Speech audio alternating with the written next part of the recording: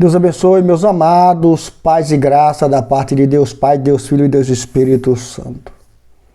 Que a luz do Evangelho sempre esteja na tua vida. Que a simplicidade de Jesus não aparte do teu coração, para que você seja sempre humilde para com Deus e recíproco para com Deus, fazendo para o outro o que Deus fez para você. Te convido, no nome de Jesus Cristo, se assim você percebe, se inscrever no canal Damaso Bispo Vasconcelos, no canal Jesus Cristo Ministério Ação de Graça, e assim a obra de Deus possa ser ampliada, chegar até os lugares que Deus assim quer que chegue, Ele conta conosco. Amém? Louvado seja Deus. Eu quero aqui, junto com meu irmão, meditar numa palavra que o Senhor Jesus Cristo, irmão, Ele é vida e vida limpa. A vida de Jesus é um livro aberto, todo mundo sabe. Todo mundo deve entender e compreender. Aquele que não entende e não compreende deve buscar essa compreensão, esse entendimento, através dos pastorais, dos pastores de Deus, da Bíblia, do Espírito Santo. Mas, como a palavra discerne por vários caminhos, é possível que você entenda de uma forma e seja de outra. Então, busque sempre a direção de Deus, mas também dos pastores de Deus. Ele vai te aconselhar o caminho que você deve fazer e você, então, vai buscar a Deus com mais consciência, mais nitidez. Amém? Graças a Deus. Aqui no livro de João, no capítulo 13, no verso 12, diz assim: quando terminou de lavar-lhes os pés, Jesus tornou a vestir sua capa e voltou ao seu lugar. Então lhes perguntou: vocês entendem o que fiz a vocês? Vocês me chamam mestre e senhor, e com razão, pois eu sou. Pois bem, se eu, sendo senhor e mestre de vocês, lavei os vossos pés, vocês também devem lavar os pés uns dos outros. Amém? Só até aqui, meus amados.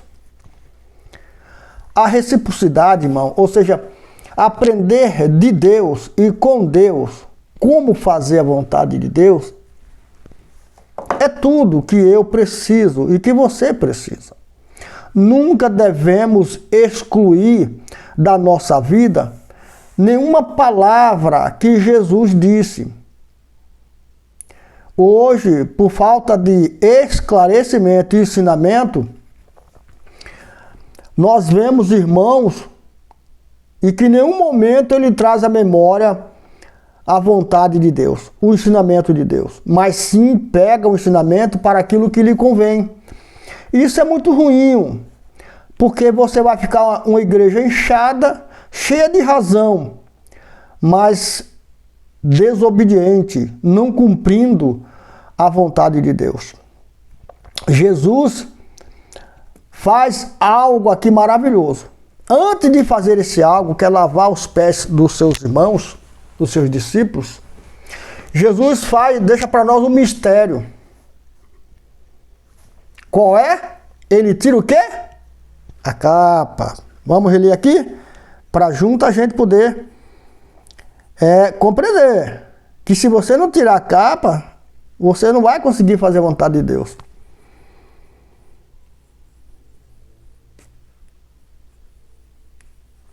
Quando terminou de lavar-lhes os pés, Jesus tornou a vestir a sua o quê?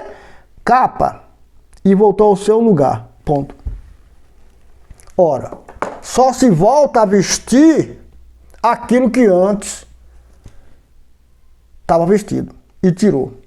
Então Jesus tirou a capa.